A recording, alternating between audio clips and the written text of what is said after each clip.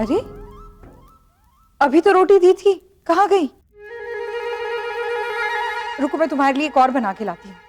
अरे नहीं माई, इसकी कोई आवश्यकता नहीं है।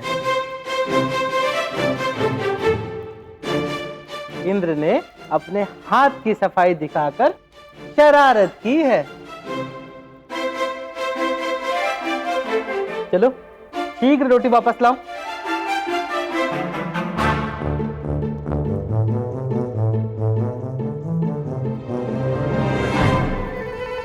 अरे अद्भुत इंद्र, कैसे किया?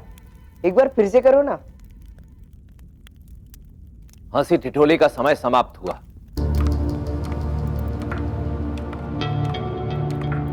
चंद्रगुप्त, तुम्हें अब धनानंद के महल में एक दास की भांति छुप छुप कर रहने की कोई आवश्यकता नहीं है।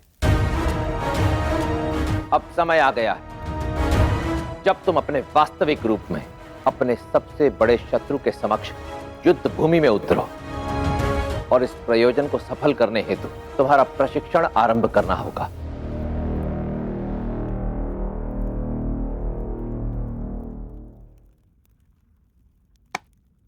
जी आचार्य, मैं हर प्रशिक्षण के लिए सज्ज हूं। अब चाहे मैं चोटिल हो जाऊं या थक ही क्यों ना जाऊं, किंतु ये बात तो सुनिश्चित है कि मैं धनानंद से युद्ध करने के लिए पूर्णतः सज्ज हूं। तो ठीक है, कल प्रातःकाल भोर की पहली किरण के साथ ही तुम्हारा युद्ध प्रशिक्षण भी आरंभ होगा।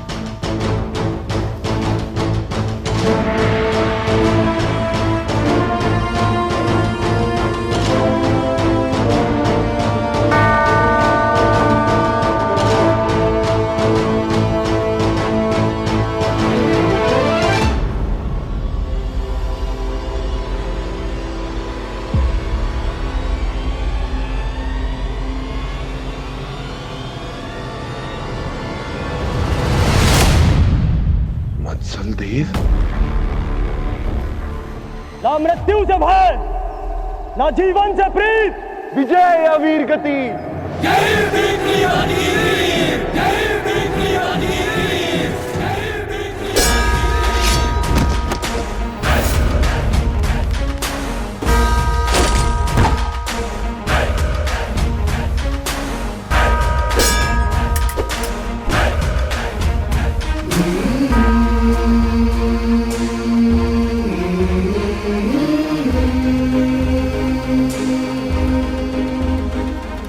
Mm-hmm.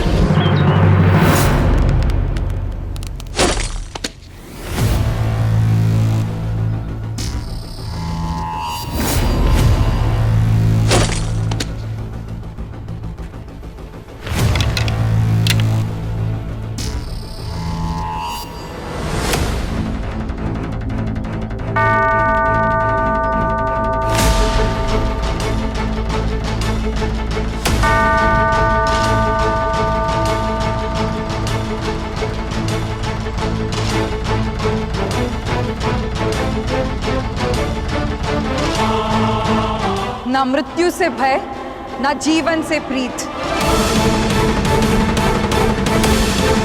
विजय या वीर गति, यही है पीपली वन की रीत।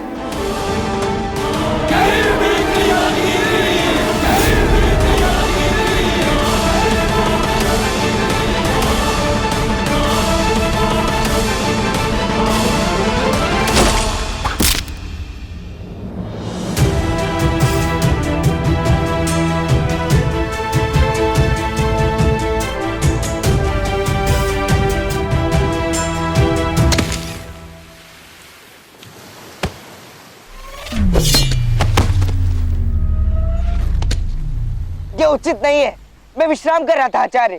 जब व्यक्ति राजा बनता है चंद्रगुप्त, तो उसके शब्दकोश से विश्राम शब्द मिट जाता है। तुम्हें हर समय अपनी दृष्टि लक्ष्य पर साधे रखनी होगी। तुम्हें अखंड भारत का भावी सम्राट बनना है चंद्रगुप्त, इसलिए हर क्षण चौकन्ना और सजग रहना होगा। क्योंकि भूलो मत, तुम्हारा एक नहीं 2 शत्रु हैं, धनानंद और सेल्यूकस।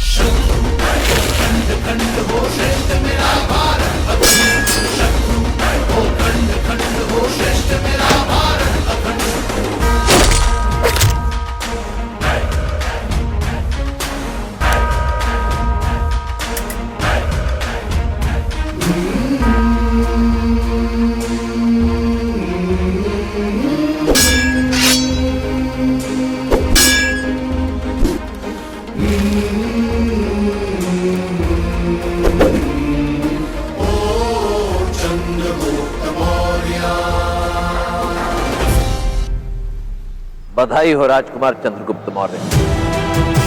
आज तुम अपनी सेना का प्रशिक्षण और नेतृत्व करने के लिए सज्ज हो गए हो। परंतु तुम्हारा अभ्यास निरंतर ऐसे ही चलता रहेगा। अब हमारी योजना के अनुसार तुम्हें तुरंत धनानंद के महल वापस लौटना होगा।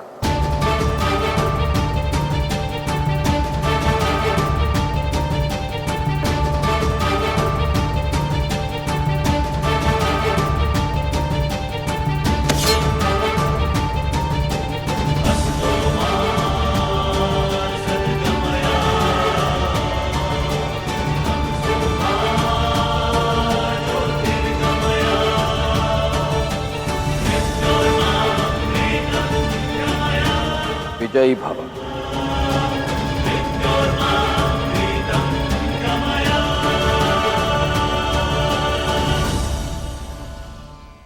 समय आ गया है चंद्रगुप्त। अब तुम्हें धनानंद को आश्वस्त करना होगा कि तुम मगध की सेना का एक अंग बनने के लिए तत्पर हो।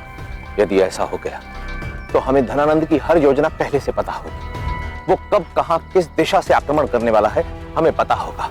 परंतु यह कार्य तुम्हें सावधानी के साथ साथ शीघ्रता से भी करना होगा, ताकि हम मगध की सेना के असाका पहुंचने से पूर्व ही उन्हें रोक सकें। जी आचार्य। भाई, ये मैं क्या सुन रही हूँ? क्या? आप सब युद्ध पे जा रहे हैं और अब मुझे अपने साथ नहीं लेकर जा रहे। किंतु मुझे विश्वास, आप अपने प्रियदास को अवश्य अपने साथ लेकर जाएंगे, है ना? मेरी बात अभी तक पूरी नहीं हुई। कभी कभी मुझे ऐसे लगता है कि मैं मर जाऊं और पुनर्जन्म लूं, और पुनर्जन्म लेके एक दास बन जाऊं। तभी तो मैं आपके जीवन में एक विशेष स्थान अर्जित कर पाऊं, है ना?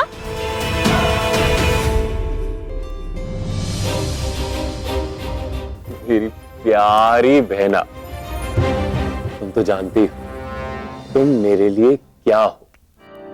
ये युद्ध भूमि है, क्रीड़ा भूमि नहीं।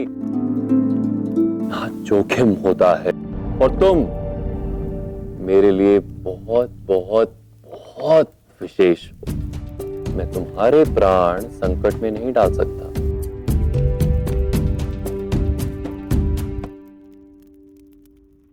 केवल यही कारण है तो मुझे प्रमाण दीजिए। छोड़ जाइए उस दास को भी यहीं पीछे।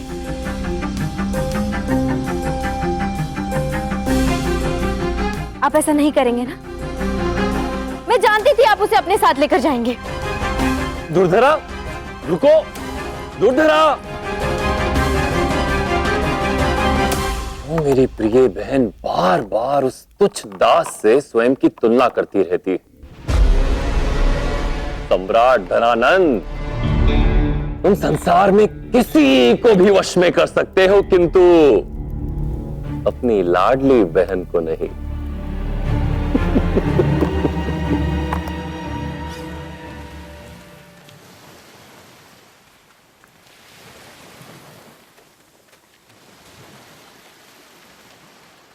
चंद्रगुप्त, यहां से तुम्हारा और मेरा मार्ग भिन्न हो जाएगा। तुम जाओगे धनानंद के दरबार और मैं जाऊंगा असाका नरेश वज्रबाहु के पास उसे होने वाले आक्रमण के प्रति सचेत करने। परंतु भले ही हमारे मार्ग भिन्न हो रहे हों, परंतु हमारा लक्ष्य एक है, मातृभूमि की स्वाधीनता। शत्रु हो खंड खंड, हो श्रेष्ठ मेरा भारत अखंड।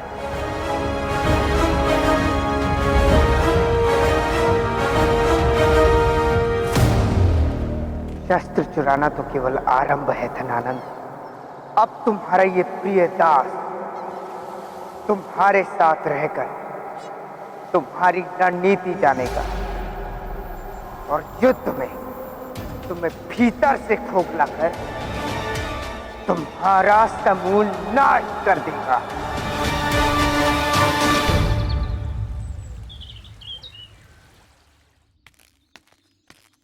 सुनिश्चित करो कि सभी ढाले हैं यहां पर।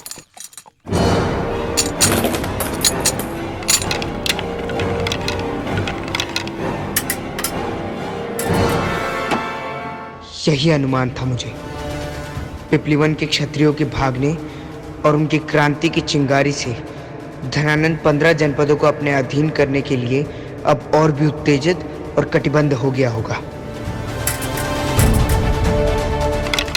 इस युद्ध में मुझे धनानंद की बहुत समीप रहना होगा, ताकि मैं युद्ध की सारी रणनीति और योजनाएं जानकर उस दुष्ट सम्राट के परास्त कर दूं।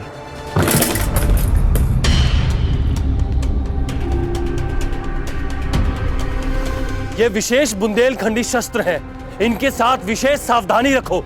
3 बुंदेलखंडी तलवारों और 2 भालों के अतिरिक्त हमने उनके सारे विशेष बुंदेलखंडी शस्त्रों को चुरा लिया और जो भी शस्त्र थे उन्हें निम्न स्तर के शस्त्रों से बदल दिया। और अब ये बात मगध की सेना को युद्ध भूमि में ज्ञात होगी।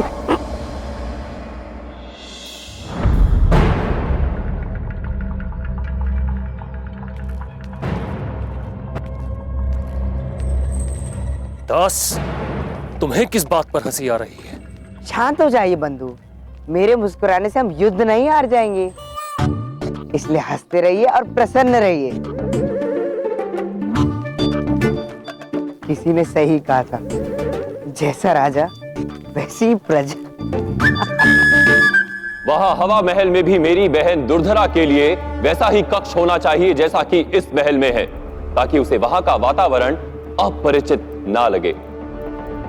जब तक युद्ध समाप्त नहीं हो जाता, मेरी बहन वहां आनंद और सकुशल रह सके। अब जाओ।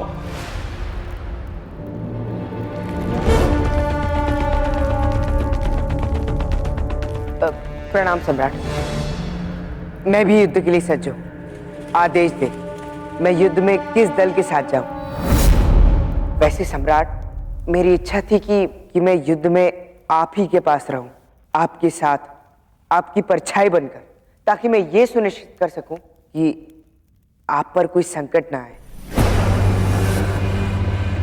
उत्तम, अति उत्तम। मैंने तुम्हारे लिए एक उपयुक्त स्थान निश्चित किया है। मेरे विचार से तुम्हें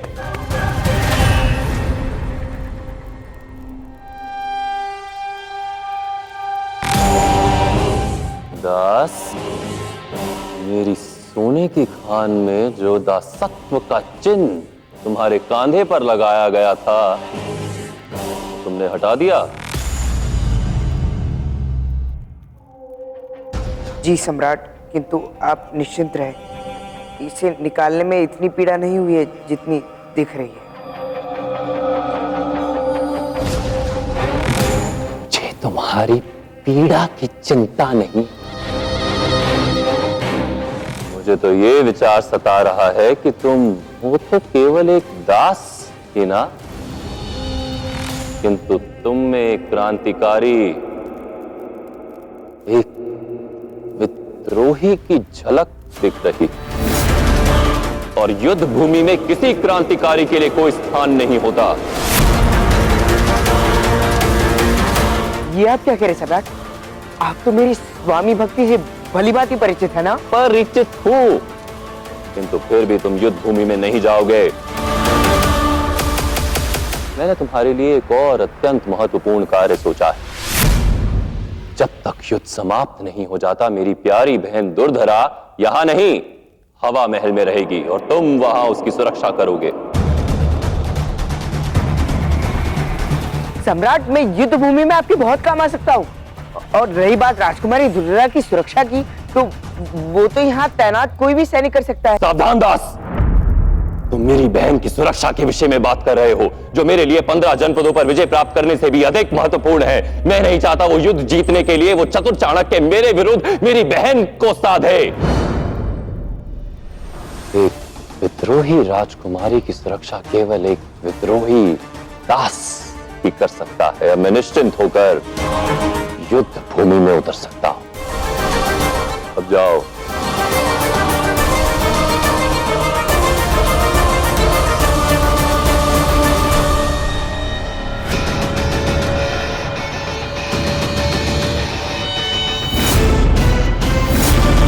तुम अब तक यहीं खड़े हो?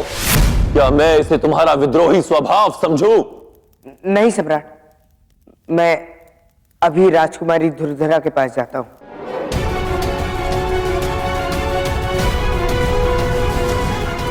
वो दुष्ट धनानंद मुझे हवा महल जाने का आदेश देकर यहाँ फंसा दिया। अब युद्ध भूमि में मैं आचार्य की सहायता कैसे करूंगा?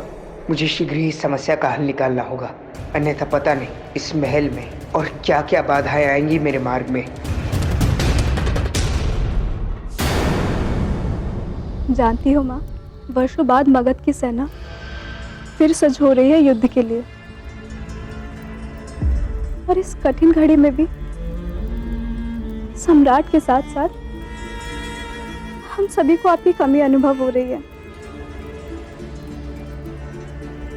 आशा है कि आपको दी जाने वाली विशेष यूनानी औषधि से आपको लाभ मिलेगा और आप शीघ्र ठीक हो जाएंगे।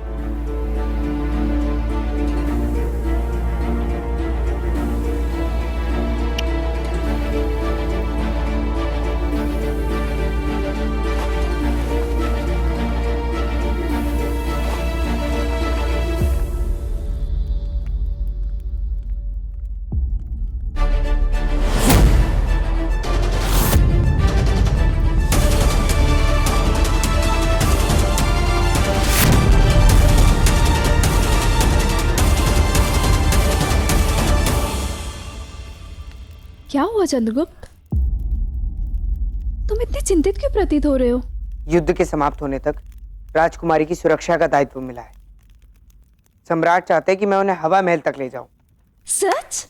ये तो बड़ा ही शुभ समाचार है। ये सुनकर तो राजकुमारी प्रसन्न हो गई होंगी।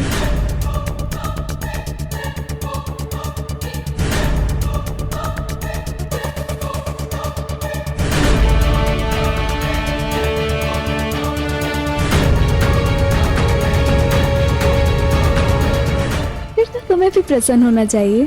इसमें प्रसन्न होने वाली क्या बात है? मुझे युद्ध भूमि में होना चाहिए था सम्राट के साथ, किंतु नहीं।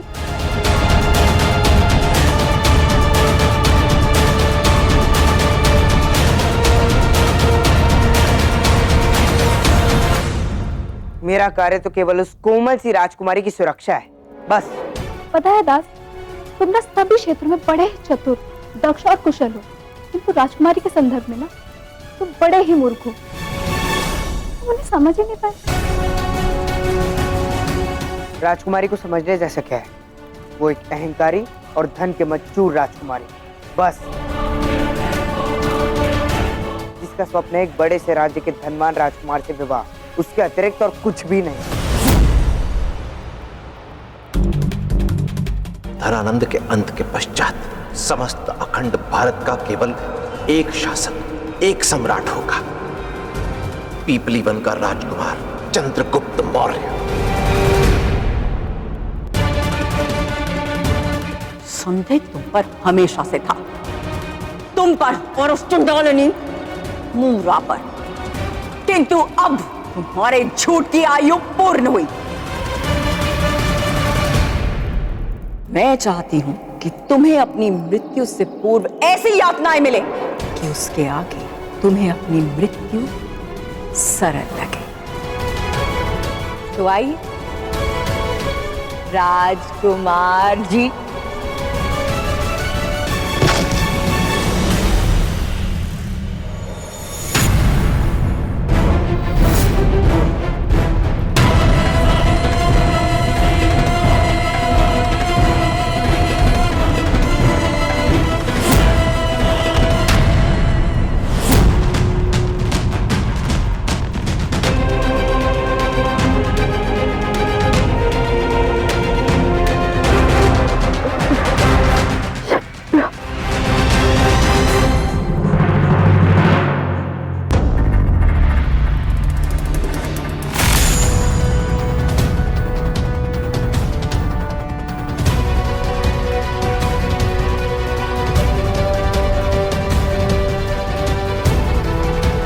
मुझे समझ नहीं आ रहा है कि तुम मुझे राजकुमारी जी के विषय में क्या समझाने का प्रयास कर रही हो।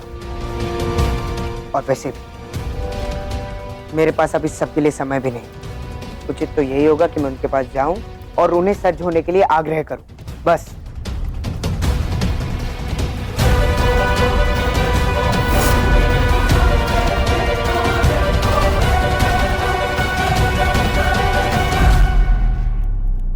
सच में बड़े ही मूर्ख हो तुम।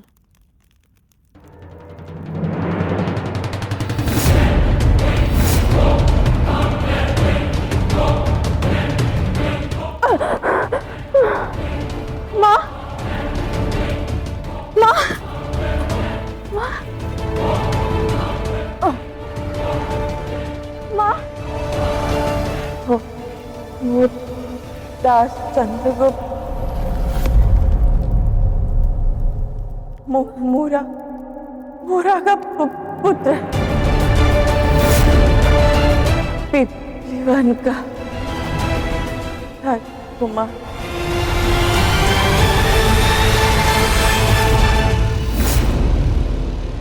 दासी, तुम जानती हो कि मैं पूनम के दिन केवल गुलाब जल से स्नान करती हूँ, और तुम वही भूल गई।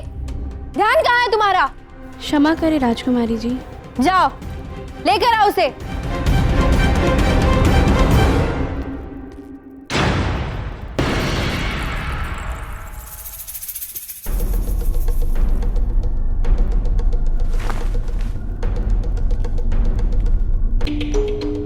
सामान देखकर तो प्रतीत होता है कि आप कुछ दिनों के लिए नहीं बल्कि सदा के लिए हवा महल जा रही है राजकुमारी जी।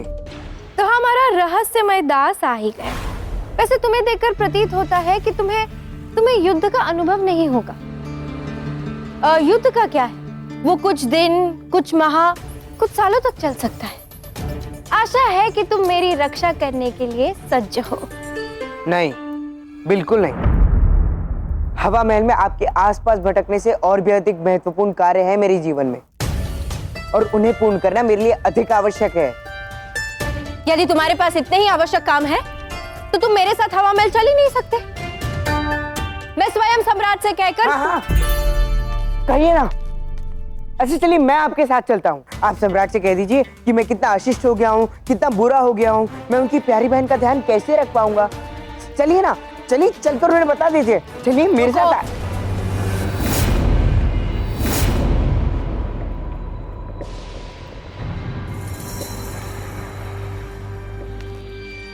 नहीं, मैं जानती हूँ कि तुम अपने दायित्व से मुक्त होना चाहते हो, किंतु इतनी शीघ्र तुम अपने दायित्व से मुक्ति नहीं मिलेगी। युद्ध समाप्त होने तक तुम्हें मेरी रक्षा करनी होगी, और रक्षा ही नहीं, मेरा मनोरंजन भी करना होगा। वहां ना सम्राट होंगे ना उनके आदेश। तुम्हारा ध्यान पूर्णतः केवल मेरी ओर होगा, और तुम्हें केवल मेरे आदेशों का पालन करना होगा, समझे? कहाँ फंस गया?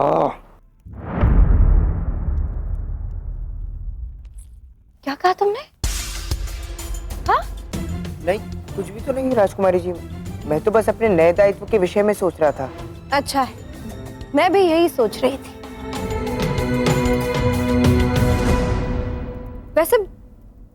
वैसे आशा है कि शिप्रा भी मेरे साथ चलेंगी। कहाँ है वो?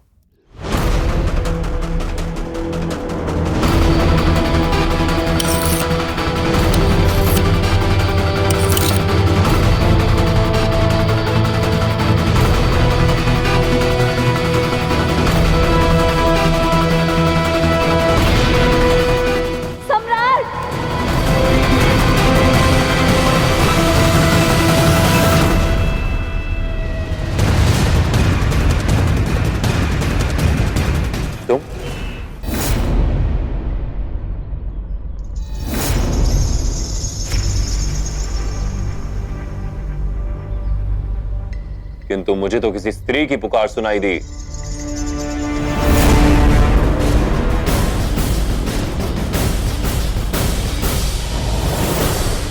मैंने ही आपको पुकारा था सम्राट। वो क्या है ना सम्राट, कि आपकी तेजस्विता और अद्भुत वैभव को देखकर मैं घबरा जाता हूँ। इसी घबराहट में मेरी ध्वनि गले में अटक गई थी। बोलो, क्या चाहिए तुम्हें? मैं बोलूं? वो क्या है सम्राट की? शीघ्र करोगे? मुझे अपने युद्ध की तैयारी के लिए प्रस्थान करना है। वही तो, युद्ध। सम्राट, मुझे आपसे युद्ध के विषय में एक अत्यंत महत्वपूर्ण बात करनी है। अब इस सन की सम्राट से क्या कहूं, क्या बहाना बनाऊं? यदि इसे थोड़ा भी संदेह हुआ तो ये यहीं हम सबको इस तरह से काट देगा।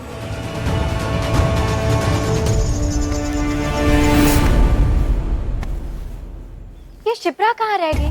वही मेरी सारी वस्तुओं का ध्यान रखती है। उसे पता है मुझे कब किस चीज की आवश्यकता पड़ती है। आशा है सेवकों ने मेरी मखमली पादुकाएं ले ली होंगी, और मेरी भालू की खान वाले दस्ताने, और मेरी मोरपंख की तुलिकाएं, वो तो मुझे चाहिए मेरी चित्रकारी के लिए। इन सब के बिना तो मैं हवा महल में रह ही नहीं पाऊंगी।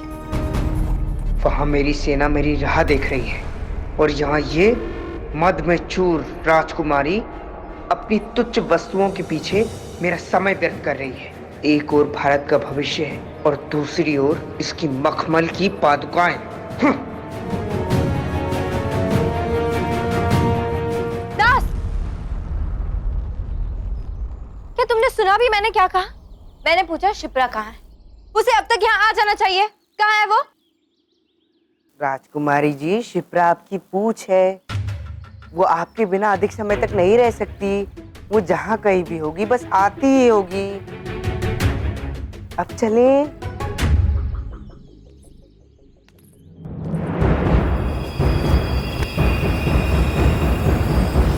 कदाचित अपने उस्तरे का प्रयोग करने के लिए मुझे युद्ध की प्रतीक्षा नहीं करनी पड़ेगी दास।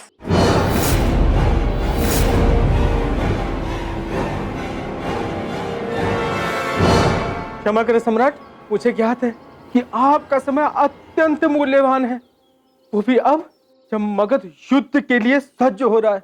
मुझे आपसे एक छोटी सी विनती करनी है। सभी शूरवीर तो युद्ध के लिए चले जाएंगे, और ऐसे में आप सबकी अनुपस्थिति में महल खाली हो जाएगा, और मुझे विश्वास है कि आप मुझे युद्ध में अपने साथ लेकर तो जाएंगे नहीं। तो यदि आप उचित समझे तो मैं राजकुमारी के साथ हवा महल चला जाऊं। वहां मैं उनको स्वादिष्ट भोजन बनाकर प्रसन्न रखूंगा। ठीक है, जाओ तुम हवा महल। तुम्हारे वहां रहने से दुर्धरा का मनोरंजन तो अवश्य होगा। जी सम्राट।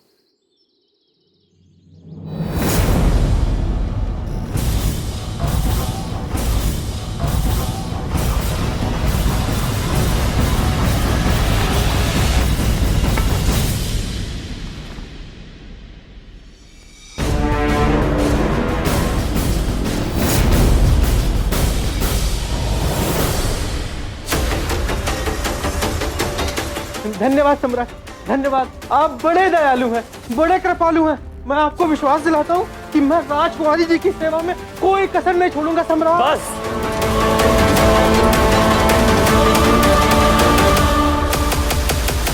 तुम अत्यंत धीमे हो, प्रचंड हो और मेरी कदमों से कदम मिलाने के योग्य भी नहीं। साथ चलने की चेष्टा भी मत करो।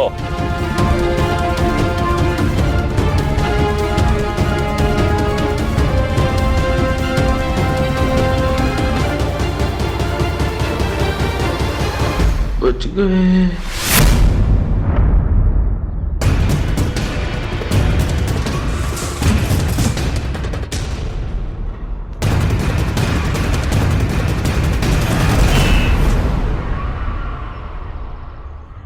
हे भगवान, अब उस चिड़चिड़ी राजकुमारी का रसोइया बनना पड़ेगा।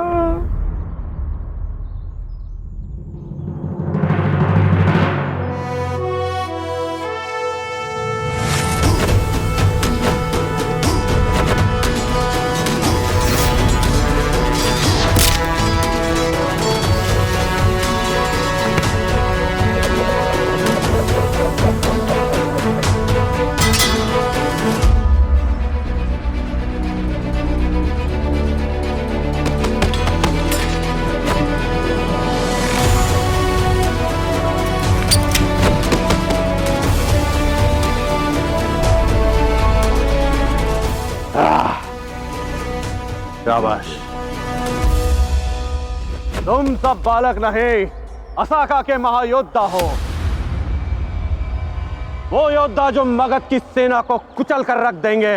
तुम सिद्ध करोगे संसार को कि योद्धा का गौरव बड़ा होना चाहिए, उसकी आयु नहीं। असाका यदि स्वतंत्र है, किंतु उसका कारण उसका राज नहीं, अपितु प्रजा का संबल है। आज राजा और प्रजा मिलकर असाका के इतिहास में पराजय जैसा शब्द नहीं लिखने देंगे। अपने राज्य की रक्षा हम अंतिम श्वास तक करेंगे। स्वतंत्रता या मृत्यु। स्वतंत्रता या मृत्यु। स्वतंत्रता या मृत्यु। स्वतंत्रता या मृत्यु। असाका नरेश को सेनापति जंगीदेव का परिणाम। आपके प्रशिक्षण में व्यवधान के लिए क्षमा चाहता हूं, किंतु एक अतिथि आपका इंतजार कर रहे हैं। मगध सेना हम पर कभी भी आक्रमण कर सकती है। ऐसे में मेरे पास किसी भी अतिथि से भेंट करने के लिए व्यर्थ समय नहीं है। महाराज वज्रबाहु,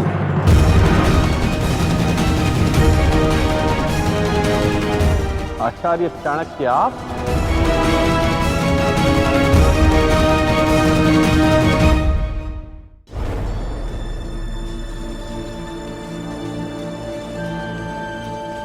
प्रणाम महाराज। अहोभाग्य हमारे जो आप हमारी धरती हमारे राज्य में पधारे। आप तो देख ही रहे हैं आचार्य, एक राजा होने के नाते मुझे अपना राज धर्म निभाना, अपने राज्य और अपनी प्रजा की रक्षा के लिए हमें बहुत सी व्यवस्थाएं करनी है। और फिर महाराज भैरव,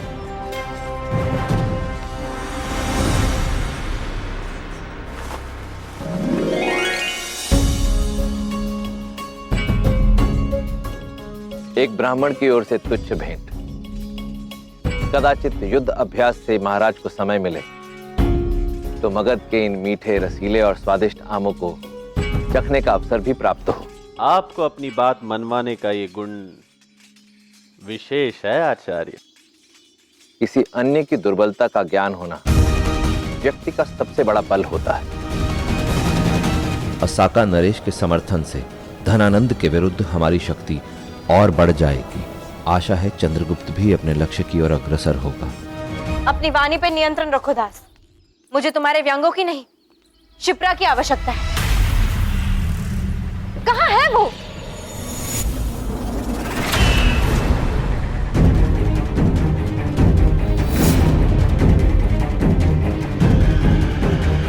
ये स्थूल और इंद्र ने शिप्रा को बंदी क्यों बना लिया?